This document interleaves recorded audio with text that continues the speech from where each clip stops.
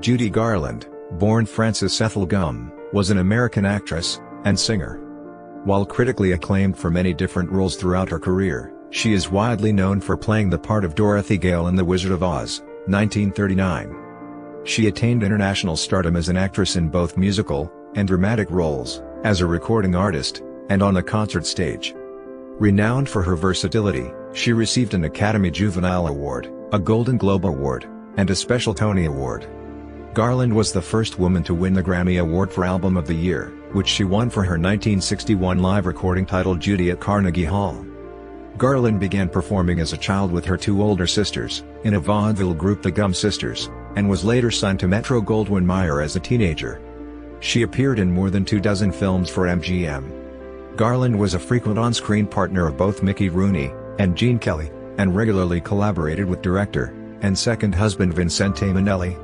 Other starring roles during this period included Meet Me in St. Louis, 1944, The Harvey Girls, 1946, Easter Parade, 1948, and Summer Stock, 1950. In 1950, after 15 years with MGM, the studio released her amid a series of personal struggles that prevented her from fulfilling the terms of her contract. Although her film career became intermittent thereafter, two of Garland's most critically acclaimed roles came later in her career. She received a nomination for the Academy Award for Best Actress for her performance in A Star is Born, 1954, and a nomination for Best Supporting Actress for her performance in Judgment at Nuremberg, 1961. She also made record-breaking concert appearances, released 8 studio albums, and hosted her own Emmy-nominated television series, The Judy Garland Show, 1963 to 1964. At age 39, Garland became the youngest and first female recipient of the Cecil B. DeMille Award for Lifetime Achievement in the Film Industry. In 1997, Garland was posthumously awarded the Grammy Lifetime Achievement Award. Several of her recordings have been inducted into the Grammy Hall of Fame, and in 1999, the American Film Institute ranked her as the 8th greatest female screen legend of classic Hollywood cinema. Garland struggled in her personal life from an early age. The pressures of early stardom affected her physical and mental health from the time she was a teenager. Her self-image was influenced by constant criticism from film executives who believed that she was physically unattractive, and who manipulated her on-screen physical appearance. Throughout her adulthood she was plagued by alcohol and substance abuse, as well as financial instability, often owing hundreds of thousands of dollars in back taxes. Her lifelong substance use disorder ultimately led to her death from an accidental barbiturate overdose in 1969, at age 47. Garland was born Frances Ethel Gumm on June 10, 1922, in Grand Rapids, Minnesota. She was the youngest child of Ethel Marion, née Milne, 1893 to 1953, and Francis Avon Frank Gumm, 1886 to 1935.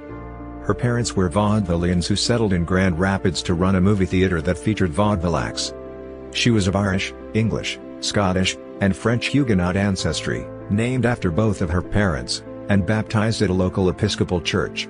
Baby, as she was called by her parents and sisters, shared her family's flair for song and dance.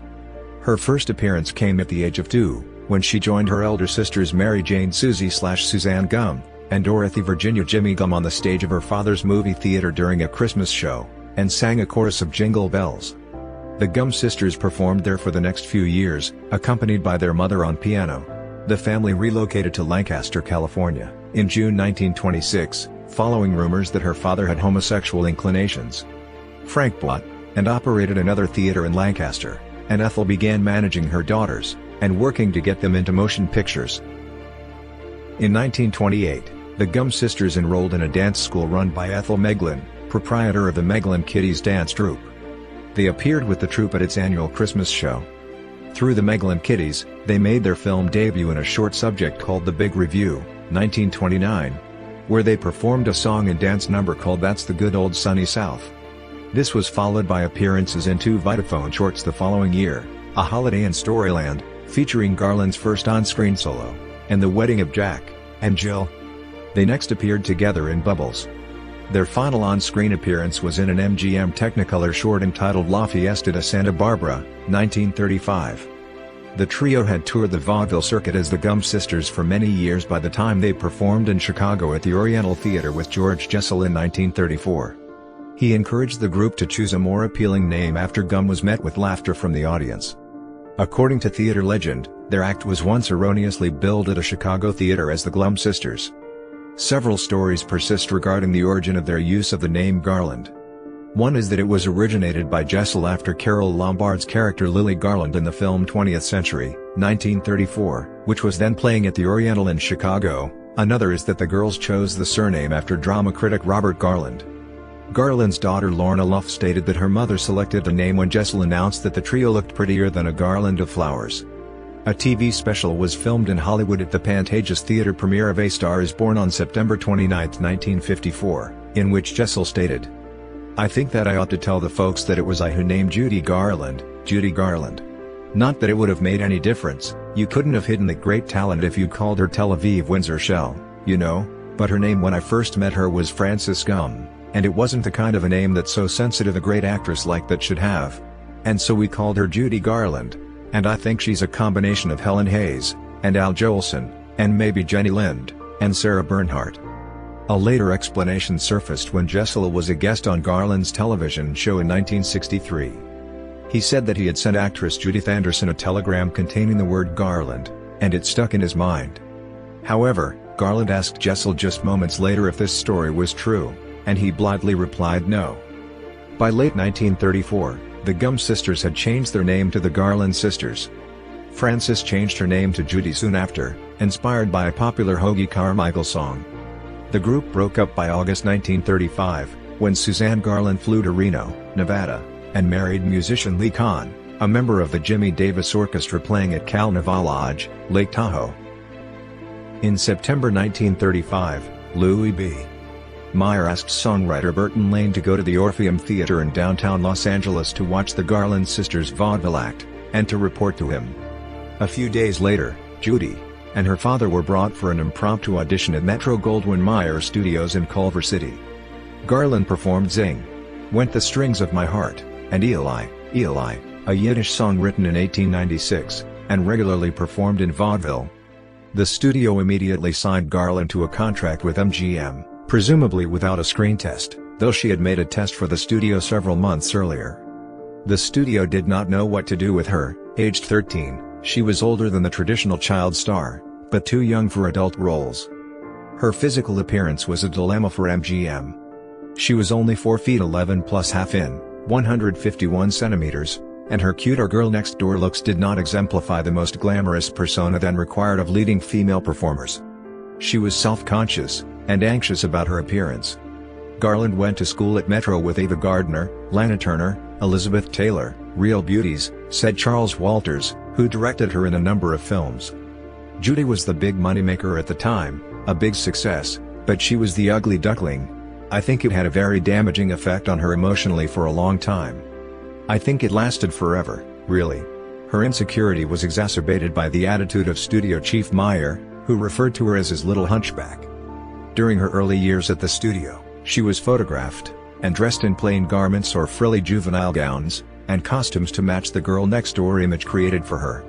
They had her wear removable caps on her teeth, and rubberized discs to reshape her nose. Eventually, on the set of Meet Me in St. Louis when she was 21 years old, Garland met Dorothy "Dottie" Ponadell, a makeup artist who worked at MGM. After reviewing the additions to her look, Garland was surprised when Ponadell said that the caps and discs that Garland had been using were not needed, as she was a pretty girl. Ponadell became Garland's makeup artist. The work that Ponadell did on Garland for Meet Me in St. Louis made Garland so happy that Ponadell became Garland's advisor every time she worked on a film for MGM.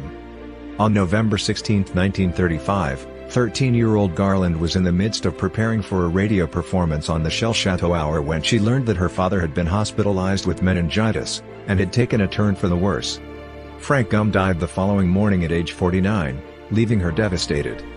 Her song for the Shell Chateau Hour was her first professional rendition of Zing, Went the Strings of My Heart, a song which became a standard in many of her concerts. Garland performed at various studio functions, and was eventually cast opposite Deanna Durbin in the musical short Every Sunday, 1936. The film contrasted her vocal range and swing style with Durbin's operatic soprano, and served as an extended screen test for them, as studio executives were questioning the wisdom of having two girl singers on the roster. Judy's first feature-length film was on a loan out to Fox titled Pigskin Parade, a football-themed musical comedy where she was billed 10th after Stuart Irwin, Jack Haley, Patsy Kelly, Betty Grable, and others. Judy sang 3 solos including the Texas Tornado and the Balboa. Garland came to the attention of studio executives when she sang a special arrangement of You Made Me Love You, I Didn't Want to Do It, to Clark Gable at a birthday party that the studio arranged for the actor. Her rendition was so well regarded that she performed the song in the All-Star Extravaganza Broadway Melody of 1938-1937, when she sang to a photograph of him. MGM hit on a winning formula when it paired Garland with Mickey Rooney in a string of what were known as backyard musicals. The duo first appeared together as supporting characters in the B-movie Thoroughbreds Don't Cry, 1937. Garland was then put in the cast of the fourth of the Hardy family movies as a literal girl next door to Rooney's character Andy Hardy, in Love Finds Andy Hardy, 1938, although Hardy's love interest was played by Lana Turner. They teamed as lead characters for the first time in Babes in Arms, 1939, ultimately appearing in 5 additional films, including Hardy Films' Andy Hardy Meets Debutante, 1940, and Life Begins for Andy Hardy, 1941. Garland stated that she, Rooney, and other young performers were constantly prescribed amphetamines to stay awake, and keep up with the frantic pace of making one film after another. They were also given barbiturates to take before going to bed so they could sleep. This regular use of drugs, she said, led to addiction, and a lifelong struggle. She later resented the hectic schedule, and believed MGM stole her youth. Rooney, however, denied their studio was responsible for her addiction. Judy Garland was never given any drugs by Metro-Goldwyn-Mayer. Mr. Meyer didn't sanction anything for Judy. No one on that lot was responsible for Judy Garland's death. Unfortunately, Judy chose that path. Garland's weight was within a healthy range, but the studio demanded she constantly diet. They even went so far as to serve her only a bowl of soup, and a plate of lettuce when she ordered a regular meal. She was plagued with self-doubt throughout her life, despite successful film and recording careers, awards, critical praise, and her ability to fill concert halls worldwide. She required constant reassurance that she was talented and attractive. In 1938, when she was 16, Garland was cast as the young Dorothy Gale in The Wizard of Oz, 1939, a film based on the 1900 children's book by L. Frank Baum. In the film, she sang the song with which she would be constantly identified afterward, Over the Rainbow. Although producers Arthur Freed and Mervyn LeRoy had wanted to cast her in the role from the beginning, studio chief Meyer first tried to borrow Shirley Temple from 20th Century Fox, but they declined. Deanna Durbin was then asked, but was unavailable. This resulted in Garland being cast. Garland was initially outfitted in a blonde wig for the part, but Freed and LeRoy decided against it shortly into filming. Her blue gingham dress was chosen for its blurring effect on her figure, which made her look younger.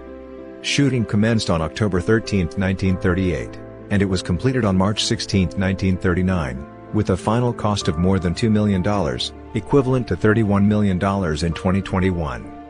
With the conclusion of filming, MGM kept Garland busy with promotional tours, and the shooting of Babes in Arms, also 1939, directed by Busby Berkeley.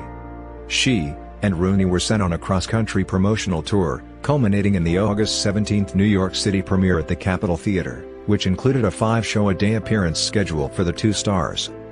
Reports of Garland being put on a diet consisting of cigarettes, chicken soup, and coffee are erroneous, as clarified in the book The Road to Oz, The Evolution, Creation, and Legacy of a Motion Picture Masterpiece by historians J. Scarfoni and William Stillman. At that time Garland was an anti-smoker, and she was allowed solid food. However, in a further attempt to minimize her curves, her diet was accompanied by swimming and hiking outings, plus games of tennis and badminton with her stunt double Bobby Cochet. The Wizard of Oz was a tremendous critical success, though its high budget and promotions costs of an estimated $4 million, equivalent to $62 million in 2021, coupled with the lower revenue that was generated by discounted children's tickets, meant that the film did not return a profit until it was re-released in the 1940s, and on subsequent occasions.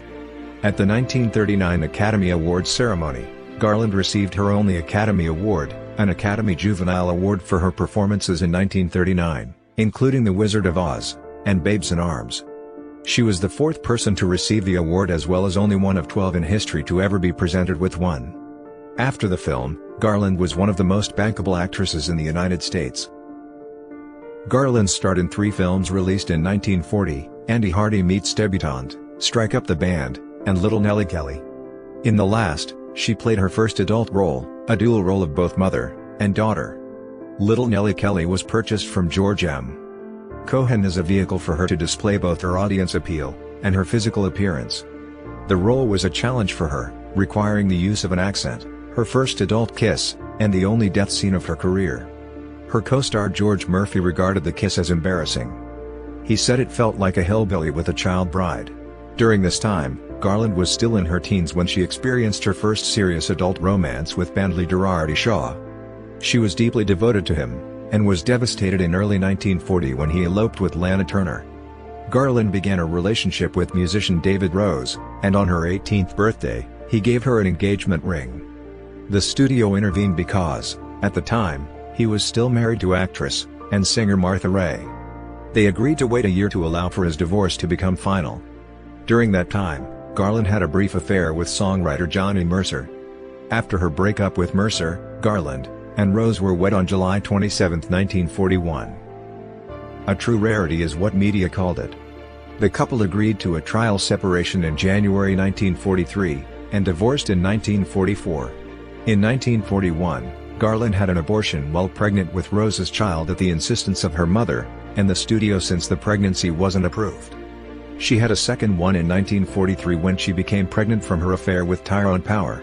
In her next film, For Me and My Gal, 1942, Garland performed with Gene Kelly in his first screen appearance. She was given the glamour treatment in Presenting Lily Mars, 1943, in which she was dressed in grown-up gowns. Her lightened hair was also pulled up in a stylish fashion.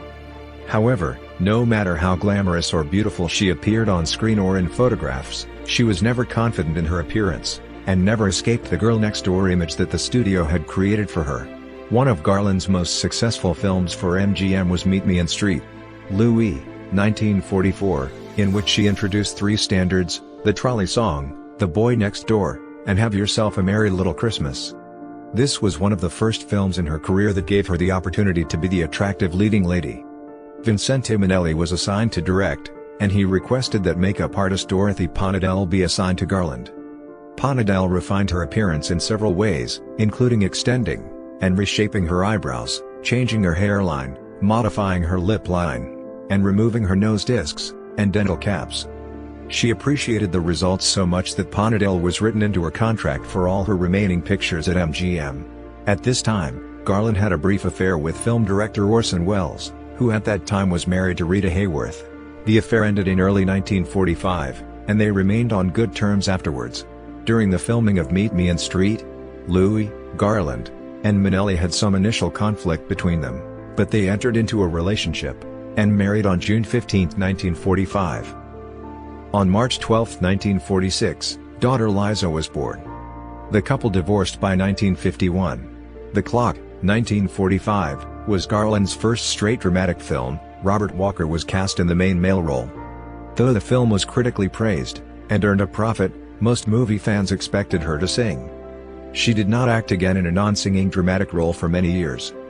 Garland's other films of the 1940s include The Harvey Girls, 1946, in which she introduced the Academy Award-winning song on the Atchison, Topeka, and the Santa Fe, Until the Clouds Roll By, 1946. In April 1948, during filming for The Pirate, Garland suffered a nervous breakdown, and was placed in a private sanatorium. She was able to complete filming, but in July she made her first suicide attempt, making minor cuts to her wrist with a broken glass. During this period, she spent 2 weeks in treatment at the Austin Riggs Center, a psychiatric hospital in Stockbridge, Massachusetts. The Pirate was released in May 1948, and was the first film in which Garland had starred since The Wizard of Oz not to make a profit. The main reasons for its failure were not only its cost, but also the increasing expense of the shooting delays while Garland was ill, as well as the general public's unwillingness to accept her in a sophisticated film. Following her work on The Pirate, she co-starred for the first and only time with Fred Astaire, who replaced Gene Kelly after Kelly had broken his ankle, in Easter Parade, 1948, which became her top-grossing film at MGM. Thrilled by the huge box office receipts of Easter Parade, MGM immediately teamed Garland and Astaire in the Barclays of Broadway. During the initial filming, Garland was taking prescription barbiturate sleeping pills along with illicitly obtained pills containing morphine. Around this time, she also developed a serious problem with alcohol. These, in combination with migraine headaches, led her to miss several shooting days in a row. After being advised by her doctor that she would only be able to work in 4 to 5 day increments with extended rest periods between, MGM executive Arthur Freed made the decision to suspend her on July 18, 1948. She was replaced in the film by Ginger Rogers. When her suspension was over, she was summoned back to work, and ultimately performed 2 songs as a guest in the Rogers and Hart biopic Words and Music, 1948, which was her last appearance with Mickey Rooney. Despite the all-star cast, Words and Music barely broke even at the box office. Having regained her strength, as well as some needed weight during her suspension, Garland felt much better, and in the fall of 1948, she returned to MGM to replace a pregnant June Allison for the musical film In the Good Old Summertime, 1949, co-starring Van Johnson. Although she was sometimes late arriving at the studio during the making of this picture, she managed to complete it 5 days ahead of schedule. Her daughter Liza made her film debut at the age of 2.5 at the end of the film.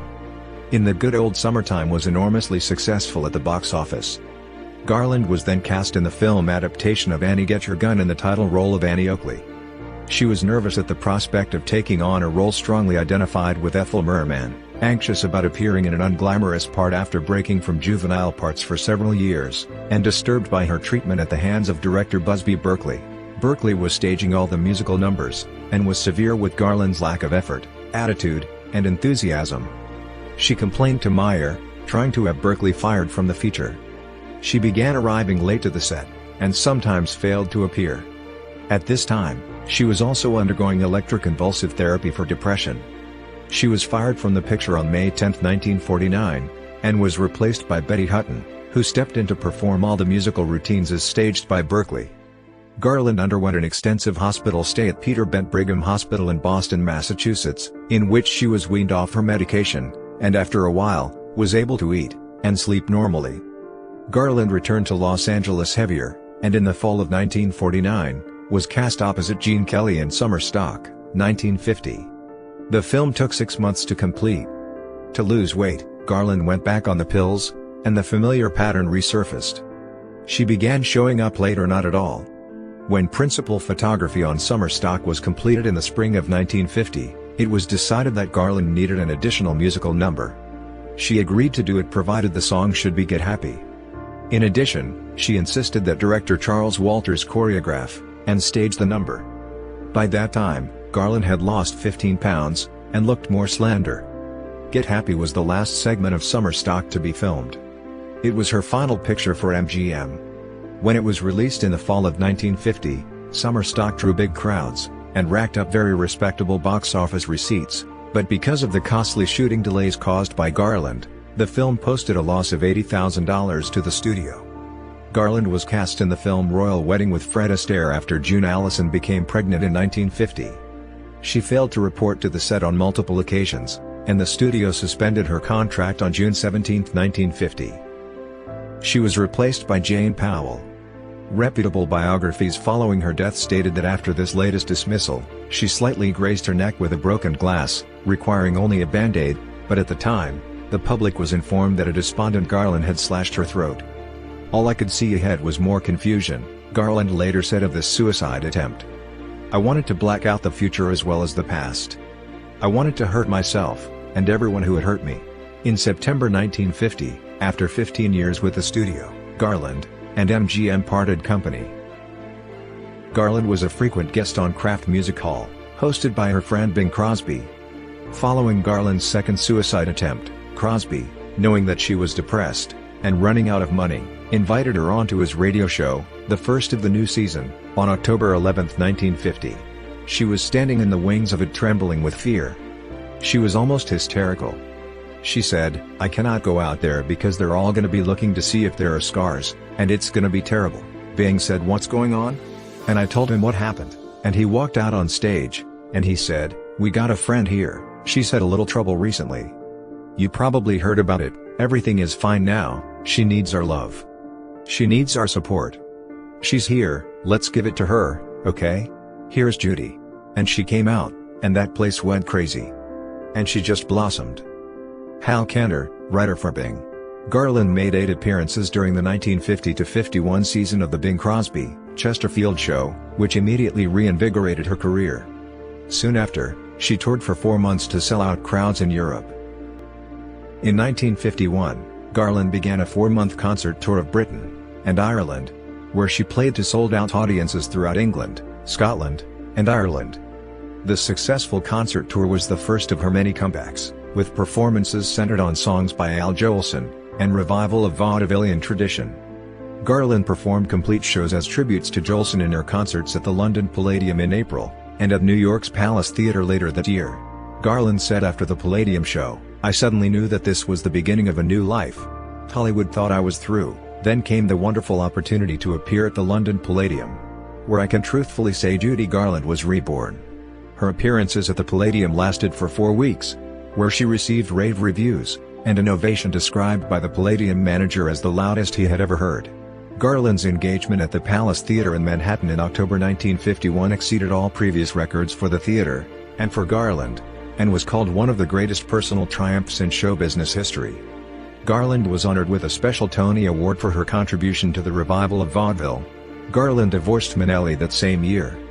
On June 8, 1952, she married Sidney Luft, her tour manager and producer, in Hollister, California. On November 21, 1952, Garland gave birth to daughter Lorna Luft, who herself became an actress and singer. On March 29, 1955, she gave birth to son Joey Luft. Garland appeared with James Mason in the Warner Brothers film A Star is Born, 1954, the first remake of the 1937 film. She, and Sidney Luft, her then husband, produced the film through their production company, Transcona Enterprises, while Warner Brothers supplied finances, production facilities, and crew. Directed by George Cukor, it was a large undertaking to which she initially fully dedicated herself. As shooting progressed, however, she began making the same pleas of illness that she had so often made during her final films at MGM. Production delays led to cost overruns, and angry confrontations with Warner Brothers head Jack L. Warner. Principal photography wrapped on March 17, 1954. At Luft's suggestion, the Born in a Trunk medley was filmed as a showcase for her, and inserted over director Cukor's objections, who feared the additional length would lead to cuts in other areas. It was completed on July 29. Upon its world premiere on September 29, 1954, the film was met with critical and popular acclaim. Before its release, it was edited at the instruction of Jack Warner. Theater operators, concerned that they were losing money because they were only able to run the film for 3 or 4 shows per day instead of 5 or 6, pressured the studio to make additional reductions. After its first run engagements, about 30 minutes of footage were cut, sparking outrage among critics and filmgoers. Although it was still popular, drawing huge crowds, and grossing over $6 million in its first release, A Star is Born did not make back its cost, and ended up losing money. As a result, the secure financial position Garland had expected from the profits did not materialize. Transcona made no more films with Warner. Garland was nominated for the Academy Award for Best Actress, and, in the run-up to the 27th Academy Awards, was generally expected to win for A Star is Born. She could not attend the ceremony because she had just given birth to son Joseph Luft, so a television crew was in her hospital room with cameras and wires to broadcast her anticipated acceptance speech. The Oscar was won, however, by Grace Kelly for The Country Girl, 1954. The camera crew was packing up before Kelly could even reach the stage. Groucho Marx sent Garland a telegram after the awards ceremony, declaring her loss the biggest robbery since Brinks. Time labeled her performance as just about the greatest one-woman show in modern movie history. Garland won the Golden Globe Award for Best Actress in a Musical for the role. Garland's films after A Star is Born included Judgment at Nuremberg, 1961, for which she was Oscar and Golden Globe nominated for Best Supporting Actress. The animated feature Gay Paris, 1962, and A Child is Waiting, 1963, with Burt Lancaster. Her final film was I Could Go On Singing, 1963, co-starring Dirk Bogarde. Garland appeared in a number of television specials beginning in 1955. The first was the 1955 debut episode of Ford Star Jubilee. This was the first full-scale color broadcast ever on CBS, and was a ratings triumph, scoring a 34.8 Nielsen rating. She signed a 3-year, $300,000 contract with the network. Only one additional special was broadcast in 1956, a live concert edition of General Electric Theater, before the relationship between the Lofts and CBS broke down in a dispute over the planned format of upcoming specials. In 1956, Garland performed for 4 weeks at the New Frontier Hotel on the Las Vegas Strip for a salary of $55,000 per week, making her the highest-paid entertainer to work in Las Vegas. Despite a brief bout of laryngitis, where for one performance Jerry Lewis filled in for her watching from a wheelchair, her performances there were so successful that her run was extended an extra week. Later that year, she returned to the Palace Theater, site of her two-a-day triumph. She opened in September, once again to rave reviews and popular acclaim. In November 1959, Garland was hospitalized after she was diagnosed with acute hepatitis. Over the next few weeks, several quarts of fluid were drained from her body until she was released from the hospital in January 1960, still in a weak condition. She was told by doctors that she probably had 5 years or less to live, and that, even if she did survive, she would be a semi-invalid, and would never sing again. She initially felt greatly relieved at the diagnosis. "The pressure was off me for the first time in my life." However, she recovered over the next several months, and in August of that year, returned to the stage of the Palladium. She felt so warmly embraced by the British that she announced her intention to move permanently to England. At the beginning of 1960, Garland signed a contract with Random House to write her autobiography. The book was to be called The Judy Garland Story, and to be a collaboration with Fred F. Finkelhoff.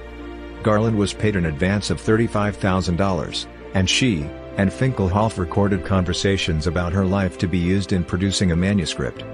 Garland worked on her autobiography on and off throughout the 1960s, but never completed it. Portions of her unfinished autobiography were included in the 2014 biography, Judy Garland on Judy Garland, Interviews and Encounters by Randy L. Schmidt. Her concert appearance at Carnegie Hall on April 23, 1961, was a considerable highlight, called by many the greatest night in show business history. The two-record album Judy at Carnegie Hall was certified gold, charting for 95 weeks on Billboard, including 13 weeks at #1. It won 4 Grammy Awards, including Album of the Year, and Best Female Vocal of the Year. In 1961, Garland and CBS settled their contract disputes with the help of her new agent, Freddie Fields, and negotiated a new round of specials. The first, titled The Judy Garland Show, aired on February 25, 1962, and featured guests Frank Sinatra and Dean Martin. Following the success, CBS made a $24 million offer, equivalent to $167 million in 2021, to her for a weekly television series of her own, also to be called The Judy Garland Show, which was deemed at the time in the press to be the biggest talent deal in TV history. Although she had said as early as 1955 that she would never do a weekly television series, in the early 1960s, she was in a financially precarious situation. She was several $100,000 in debt to the Internal Revenue Service, having failed to pay taxes in 1951 and 1952, and the failure of A Star Is Born meant that she received nothing from that investment. Following a third special, Judy Garland, and her guests Phil Silvers and Robert Goulet, Garland's weekly series debuted September 29, 1963. The Judy Garland Show was critically praised, but for a variety of reasons, including being placed in the time slot opposite Bonanza on NBC, the show lasted only one season, and was cancelled in 1964 after 26 episodes. Despite its short run, the series was nominated for 4 Emmy Awards, including Best Variety Series. During this time, Garland had a 6-month affair with actor Glenn Ford. Garland's biographer Gerald Clark, Ford's son Peter, singer Mel Torme, and her husband Sid Luft wrote about the affair in their respective biographies. The relationship began in 1963 while Garland was doing her television show. Ford would attend tapings of the show sitting in the front row while Garland sang. Ford is credited with giving Garland one of the more stable relationships of her later life. The affair was ended by Ford, a notorious womanizer, according to Peter Ford, when he realized Garland wanted to marry him. Garland was a lifelong, and relatively active Democrat. During her lifetime, she was a member of the Hollywood Democratic Committee, and a financial and moral supporter of various causes, including the civil rights movement. She donated money to the campaigns of Democratic presidential candidates Franklin D. Roosevelt, Adlai Stevenson II, John F. Kennedy, and Robert F. Kennedy, and progressive candidate Henry A. Wallace. In April of 1944, Garland escorted Brigadier General Benjamin O. Davis, Sr., to a reception honoring the general at the home of Ira Gershwin. Davis, the first black general, and highest-ranking black officer in the U.S. military, was in Los Angeles for the premiere of Frank Capra's documentary about black Americans serving in World War II.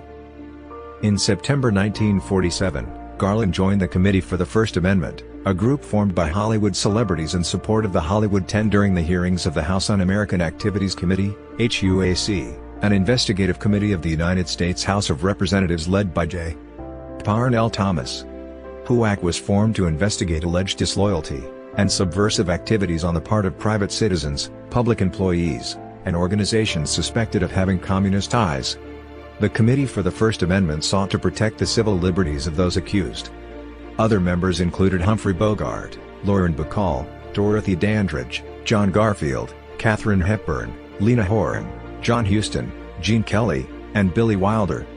Garland took part in recording an all-star radio broadcast on October 26, 1947, Hollywood Fights Back, during which she exhorted listeners to action. Before every free conscience in America is subpoenaed, please speak up. Say your piece. Write your congressman a letter, airmail special. Let the Congress know what you think of its Un-American Committee. Garland was a friend of President John F. Kennedy, and his wife Jacqueline Kennedy, and she often vacationed in Hyannisport, Massachusetts.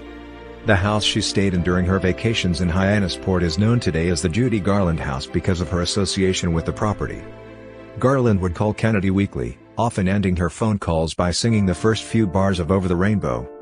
On August 28, 1963, Garland, and other prominent celebrities such as Josephine Baker, Sidney Poitier, Lena Horne, Paul Newman, Rita Moreno, and Sammy Davis Jr., took part in the March on Washington for Jobs and Freedom, a demonstration organized to advocate for the civil and economic rights of African Americans.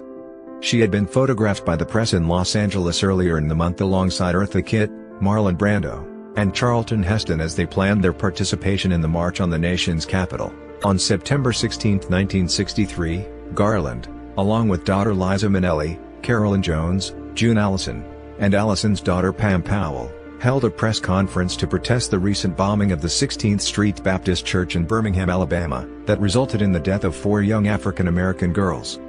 They expressed their shock and outrage at the attack, and requested funds for the families of the victims.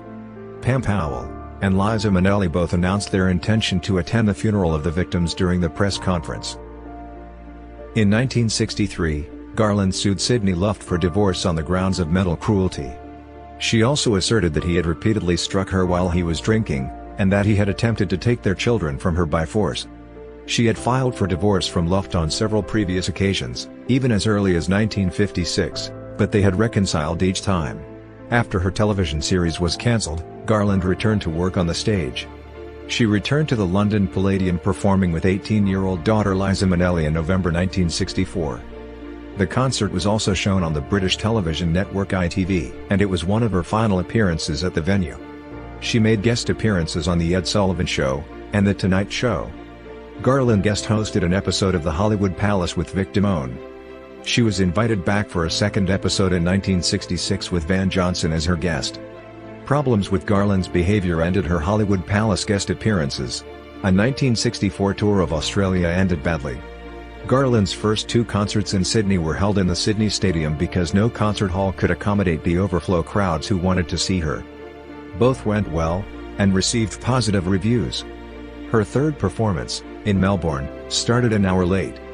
The crowd of 7,000 was angered by her tardiness, and believed that she was drunk. They booed and heckled her, and she fled the stage after 45 minutes. She later characterized the Melbourne crowd as brutish. Garland's Melbourne appearance gained a negative press response. Garland's tour promoter Mark Heron announced that they had married aboard a freighter off the coast of Hong Kong. However, She was not officially divorced from Luft at the time the ceremony was performed. The divorce became final on May 19, 1965, and she and Herron did not legally marry until November 14, 1965. They separated 5 months later. During their divorce, Garland testified that Herron had beaten her. Herron claimed that he only hit her in self-defense. For much of her career throughout the 1950s and early 1960s, husband Sidney Luft had been her manager. However, Garland eventually parted ways with Luft professionally, signing with agents Freddie Fields and David Begelman. By the fall of 1966, Garland had also parted ways with Fields and Begelman. Field's and Begelman's mismanagement of Garland's money, as well as their embezzlement of much of her earnings, resulted in her owing around $500,000 in total in personal debts and in debts to the IRS. The IRS placed tax liens on her home in Brentwood, Los Angeles, her recording contract with Capitol Records, and any other business dealings in which she could derive an income. Garland was left in a desperate situation that saw her sell her Brentwood home at a price far below its value. She was then cast in February 1967 in the role of Helen Lawson in Valley of the Dolls by 20th Century Fox. According to co-star Patty Duke, Garland was treated poorly by director Mark Robson on the set of Valley of the Dolls, and was primarily hired so as to augment publicity for the film. After Garland's dismissal from the film, author Jacqueline Suzanne said in the 1967 television documentary Jacqueline Suzanne and the Valley of the Dolls, "I think Judy will always come back. She kids about making a lot of comebacks, but I think Judy has a kind of a thing where she has to get to the bottom of the rope, and things have to get very, very rough for her. Then with an amazing inner strength that only comes of a certain genius, she comes back bigger than ever." Returning to the stage, Garland made one of her last U.S. appearances at New York's Palace Theater in July 1967, a 27-show stand, performing with her children Lorna and Joey Luft. She wore a sequin pantsuit on stage for this tour, which was part of the original wardrobe for her character in Valley of the Dolls. Garland earned more than $200,000 from her final run at New York's Palace Theater from her 75% share of the profits generated by her engagement there. On closing night at the Palace, federal tax agents seized the majority of her earnings. By early 1969, Garland's health had deteriorated. She performed in London at the Talk of the Town nightclub for a 5-week run in which she was paid £2,500 per week, and made her last concert appearance in Copenhagen during March 1969. After her divorce from Herron had been finalized on February 11, she married her fifth and final husband, nightclub manager Mickey Deans, at Chelsea Register Office, London, on March 15. On June 22, 1969, Garland was found dead in the bathroom of her rented house in Cadogan Lane, Belgravia, London. At the inquest, coroner Gavin Thurston stated that the cause of death was an incautious self-overdosage of barbiturates. Her blood contained the equivalent of 10 1.5 grain, 97 mg, Seconal capsules. Thurston stressed that the overdose had been unintentional, and no evidence suggested that she had intended to kill herself. Garland's autopsy showed no inflammation of her stomach lining, and no drug residue in her stomach, which indicated that the drug had been ingested over a long period of time, rather than in a single dose. Her death certificate stated that her death was accidental. Supporting the accidental cause, Garland's physician noted that a prescription of 25 barbiturate pills was found by her bedside half empty, and another bottle of 100 barbiturate pills was still unopened. A British specialist who had attended Garland's autopsy stated that she had nevertheless been living on borrowed time owing to cirrhosis, although a second autopsy conducted later reported no evidence of alcoholism or cirrhosis. Her Wizard of Oz co-star Ray Bolger commented at her funeral, "She just plain wore out." Forensic pathologist Jason Payne James believed that Garland had an eating disorder. Psychologist Linda Papadopoulos asserted that it was probably bulimia nervosa, which contributed to her death. After Garland's body had been embalmed, and clothed in the same gray, silk gown she wore at her wedding to Deans, Deans traveled with her remains to New York City on June 26, where an estimated 20,000 people lined up to pay their respects at the Frank E. Campbell Funeral Chapel in Manhattan, which remained open all night long to accommodate the overflowing crowd. On June 27, James Mason gave a eulogy at the funeral, an Episcopal service led by the Reverend Peter Delaney of St. Marylebone Parish Church, London, who had officiated at her marriage to Deans 3 months earlier. Judy's great gift, Mason said in his eulogy, was that she could wring tears out of hearts of rock. She gave so richly, and so generously, that there was no currency in which to repay her. The public and press were barred. She was interred in a crypt in the community mausoleum at Ferncliff Cemetery in Hartsdale, New York, a town 24 miles, 39 kilometers, north of Midtown Manhattan. Upon Garland's death, despite having earned millions during her career, her estate came to $40,000, equivalent to $230,000 in 2021. Years of mismanagement of her financial affairs by her representatives and staff, along with her generosity toward her family and various causes, resulted in her poor financial situation at the end of her life. In her last will, signed and sealed in early 1961, Garland made many generous bequests that could not be fulfilled because her estate had been in debt for many years. Her daughter, Liza Minnelli, worked to pay off her mother's debts with the help of family friend Frank Sinatra. In 1978, a selection of Garland's personal items was auctioned off by her ex-husband Sidney Luft with the support of their daughter Lorna Luft and their son Joey. Almost 500 items, ranging from copper cookware to musical arrangements, were offered for sale. The auction raised $250,000, equivalent to $830,000 in 2021, for her heirs. At the request of her children, Garland's remains were disinterred from Ferncliff Cemetery in January 2017, and reinterred 2,800 miles, 4,500 kilometers, across the country at the Hollywood Forever Cemetery in Los Angeles. Garland possessed a contralto singing voice, described as brassy, powerful, effortless, and resonant, often demonstrating a tremulous, powerful vibrato. Although her range was comparatively limited, Garland was capable of alternating between female and male-sounding timbres with little effort. The Richmond Times-Dispatch correspondent Tony Farrell wrote she possessed a deep, velvety contralto voice that could turn on a dime to belt out the high notes. Ron O'Brien, producer of tribute album The Definitive Collection, Judy Garland, 2006, wrote the singer's combination of natural phrasing, elegant delivery, mature pathos and powerful dramatic dynamics she brings to songs make her renditions the definitive interpretations. The Huffington Post writer Joan E. Dowland called the period of Garland's music career between 1937 and 1945 the innocent years, during which the critic believes the singer's voice was vibrant, and her musical expression exuberant, taking note of its resonance and distinct, rich yet sweet quality that grabs you and pulls you in. Garland's voice would often vary to suit the song she was interpreting, ranging from soft, engaging, and tender during ballads to humorous on some of her duets with other artists. Her more joyful, belted performances have been compared to entertainers Sophie Tucker, Ethel Merman, and Al Jolson.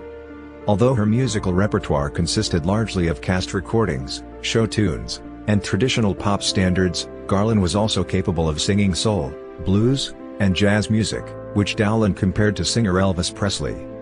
Garland always claimed that her talent as a performer was inherited, saying, "Nobody ever taught me what to do on stage." Critics agree that, even when she debuted as a child, Garland had always sounded mature for her age, particularly on her earlier recordings. From an early age, Garland had been billed as the little girl with the leather lungs, a designation the singer later admitted to having felt humiliated by because she would have much preferred to have been known to audiences as a pretty or nice little girl. Jessel recalled that, even at only 12 years old, Garland's singing voice resembled that of a woman with a heart that had been hurt. The Kansas City Star contributor Robert Trussell cited Garland's singing voice among the reasons why her role in The Wizard of Oz remains memorable, writing that although she might have been made up and costumed to look like a little girl, she didn't sing like one due to her powerful contralto commanding attention. Camille Paglia, writing for the New York Times, joked that even in Garland's adult life, her petite frame literally throbbed with her huge voice, making it appear as though she were at war with her own body. Theater actress and director Donna Thomason stated that Garland was an effective performer because she was capable of using her singing voice, a natural extension of her speaking voice, a skill that Thomason believes all musical theater actors should at least strive to achieve. Trussell agreed that Garland's singing voice sounded utterly natural. It never seemed forced or overly trained. Writing for Turner Classic Movies, biographer Jonathan Riggs observed that Garland had a tendency to imbue her vocals with a paradoxical combination of fragility and resilience that eventually became a signature trademark of hers. This signature style of her performances used to be marked with power in her voice, pronounced enunciation, and projecting a sense of vulnerability through her singing and body language. Michael Bronski writes in his book, Culture Clash, "There was a hurt in her voice, and an immediacy to her performance that gave the impression that it was her pain. Louis Baird of the Washington Post described Garland's voice as throbbing, believing it to be capable of connecting with audiences in a way no other voice does. Baird also believes that listeners find it hard to disentwine the sorrow in her voice from the sorrow that dogged her life, while Dowling argued that, listening to Judy sing, makes me forget all of the angst and suffering she must have endured.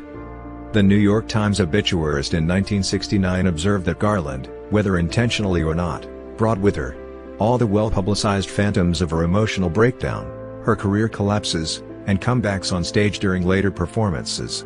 The same writer said that Garland's voice changed, and lost some of its quality as she aged, although she retained much of her personality. Contributing to the Irish Independent, Julia Maloney observed Garland's voice, although still rich with emotion, had finally begun to creak with the weight of years of disappointment and hard living by the time she performed at Carnegie Hall in 1961. Similarly, the Live Records entry in the Library of Congress wrote that while her voice was still strong, it had also gained a bit of heft and a bit of wear. Author Carrie Odell believes Garland's rasp and occasional quiver only upped the emotional quotient of many of her numbers, particularly on her signature songs Over the Rainbow and The Man That Got Away. Garland stated that she always felt most safe and at home while performing on stage, regardless of the condition of her voice. Her musical talent has been commended by her peers. Opera singer Maria Callas once said that Garland possessed the most superb voice she had ever heard, while singer and actor Bing Crosby said that no other singer could be compared to her when Garland was rested. Garland was known for interacting with her audiences during live performances. The New York Times obituarist wrote that Garland possessed a seemingly unquenchable need for her audiences to respond with acclaim and affection. And often, they did, screaming, "We love you, Judy, we love you." Garland herself explained in 1961, "A really great reception makes me feel like I have a great big warm heating pad all over me. I truly have a great love for an audience, and I used to want to prove it to them by giving them blood. But I have a funny new thing now, a real determination to make people enjoy the show." The New York Times writer described her as both an instinctive actress and comedienne. The anonymous contributor commented that Garland's performance style resembled that of a music hall performer in an era when music halls were obsolete. Close friends of Garland's insisted that she never truly wanted to be a movie star, and would have much rather devoted her career entirely to singing and recording records. AllMusic biographer William Ruhlman believes that Garland's ability to maintain a successful career as a recording artist even after her film appearances became less frequent was unusual for an artist at the time. Garland has been identified as a triple threat due to her ability to sing, act, and dance, arguably equally well. Doug Strassler, a critic for the New York Press, described Garland as a triple threat who bounced between family musicals and adult dramas with a precision and a talent that remains largely unmatched. In terms of acting, Peter Lennon, writing for The Guardian in 1999, identified Garland as a chameleon due to her ability to alternate between comedic, musical, and dramatic roles, citing The Wizard of Oz, The Clock, A Star Is Born, and I Could Go On Singing, her final film role, as prominent examples. Michael Musto, a journalist for W Magazine, wrote that in her film roles Garland could project decency, vulnerability, and spunk like no other star, and she wrapped it up with a tremulously beautiful vocal delivery that could melt even the most hardened troll. Garland was nearly as famous for her personal struggles in everyday life as she was for her entertainment career. She has been closely associated with her carefully cultivated girl-next-door image. Early in her career during the 1930s, Garland's public image had earned her the title America's Favorite Kid Sister, as well as the title Little Miss Show Business. In a review for the Star Tribune, Graydon Royce wrote that Garland's public image remained that of a Midwestern girl who couldn't believe where she was, despite having been a well-established celebrity for over 20 years. Royce believes that fans and audiences insisted on preserving their memory of Garland as Dorothy no matter how much she matured, calling her a captive not of her own desire to stay young, but a captive of the public's desire to preserve her that way. Thus, the studio continued to cast Garland in roles that were significantly younger than her actual age. According to Maloney, Garland was one of Hollywood's hardest-working performers during the 1940s, which Maloney claims she used as a coping mechanism after her first marriage imploded. However, studio employees recall that Garland had a tendency to be quite intense, headstrong, and volatile. Judy Garland, The Secret Life of an American Legend author David Shipman claims that several individuals were frustrated by Garland's narcissism, and growing instability, while millions of fans found her public demeanor and psychological state to be fragile, appearing neurotic in interviews. MGM reports that Garland was consistently tardy and demonstrated erratic behavior, which resulted in several delays and disruptions to filming schedules until she was finally dismissed from the studio, which had deemed her unreliable and difficult to manage. Farrell called Garland a grab bag of contradictions, which has always been a feast for the American imagination, describing her public persona as awkward yet direct, bashful yet brash. Describing the singer as tender and endearing yet savage and turbulent, Polly wrote that Garland cut a path of destruction through many lives. And out of that chaos, she made art of still searing intensity.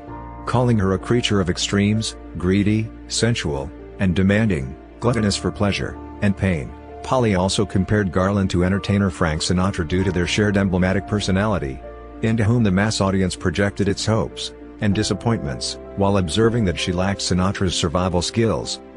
Despite her success as a performer, Garland suffered from low self-esteem, particularly with regard to her weight, which she constantly dieted to maintain at the behest of the studio, and Mayer, critics, and historians believe this was a result of having been told that she was an ugly duckling by studio executives. Entertainment Weekly columnist Gene Lyons observed that both audiences and fellow members of the entertainment industry tended either to love her or to hate her.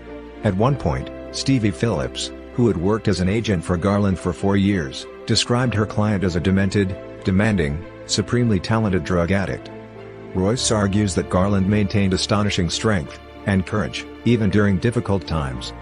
English actor Dirk Bogarde once called Garland the funniest woman I have ever met. Ruhlman wrote that the singer's personal life contrasted so starkly with the exuberance and innocence of her film roles. Despite her personal struggles, Garland disagreed with the public's opinion that she was a tragic figure. Her younger daughter Lorna agreed that Garland hated being referred to as a tragic figure, explaining, "We all have tragedies in our lives, but that does not make us tragic." She was funny, and she was warm, and she was wonderfully gifted. She had great highs and great moments in her career.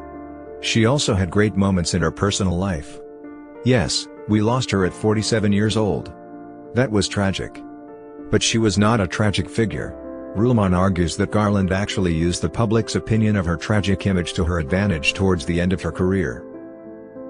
By the time of her death in 1969, Garland had appeared in more than 35 films. She has been called one of the greats of entertainment, and her reputation has endured.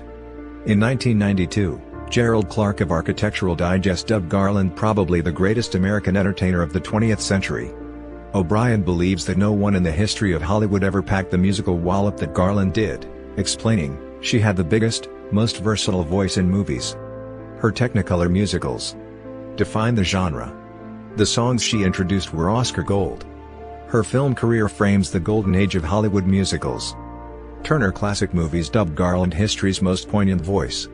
Entertainment Weekly's Gene Lyons dubbed Garland the Madonna of her generation. The American Film Institute named her 8th among the greatest female stars of Golden Age Hollywood cinema. In June 1998, in the New York Times, Camille Paglia wrote, "Garland was a personality on the grand scale who makes our current crop of pop stars look lightweight and evanescent." In recent years, Garland's legacy has maintained fans of all different ages, both younger and older. In 2010, The Huffington Post contributor Joan E. Dowland concluded that Garland possessed a distinct quality by exemplifying the stark quality of charisma, musical talent, natural acting ability, and, despite what the studio honchos said, good looks, even if they were the girl next door looks. AllMusic's biographer William Ruhlman said that the core of her significance as an artist remains her amazing voice and emotional commitment to her songs, and believes that her career is sometimes viewed more as an object lesson in Hollywood excess than as the remarkable string of multimedia accomplishments it was. In 2012, Strassler described Garland as more than an icon. Like Charlie Chaplin and Lucille Ball, she created a template that the powers that be have forever been trying, with varied levels of success, to replicate.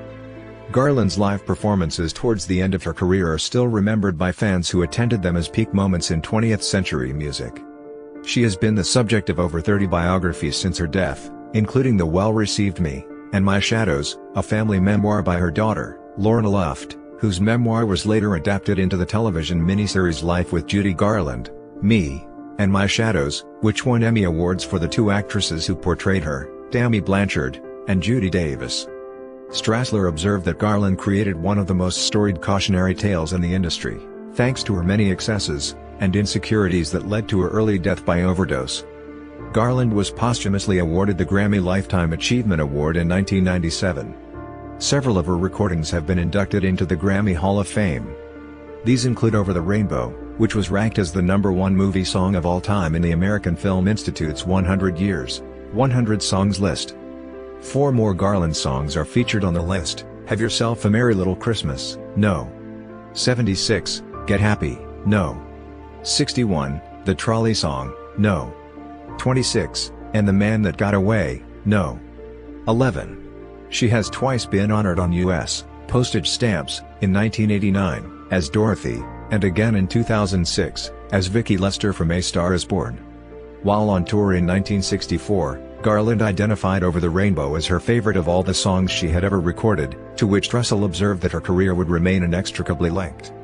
Garland would frequently use an overture from Over the Rainbow as her entrance music during concerts and television appearances. According to Palia, the more Garland performed Over the Rainbow, the more it became her tragic anthem. A dirge for artistic opportunities squandered, and for personal happiness permanently deferred. In 1998, Carnegie Hall hosted a 2-concert tribute to Garland, which they promoted as a tribute to the world's greatest entertainer. Subsequent celebrities who have suffered from personal struggles with drug addiction and substance use disorder have been compared to Garland, particularly Michael Jackson. Garland's elder daughter Liza Minnelli had a personal life that was almost parallel to that of her mother's, having struggled with substance use disorder and several unsuccessful marriages. Palia observed that actress Marilyn Monroe would exhibit behavior which was similar to that which Garland had exhibited a decade earlier in Meet Me in St. Louis, particularly tardiness. On June 10, 2022, the anniversary of her centennial, she was honored with a fragrance named after her entitled Judy, a Garland fragrance created by Vincenzo Spinotto. Garland had a large fan base in the gay community, and became a gay icon. Reasons given for her standing among gay men are the admiration of her ability as a performer, the way her personal struggles mirrored those of gay men in the United States during the height of her fame, and her value as a camp figure. In the 1960s, a reporter asked how she felt about having a large gay following. She replied, "I couldn't care less. I sing to people."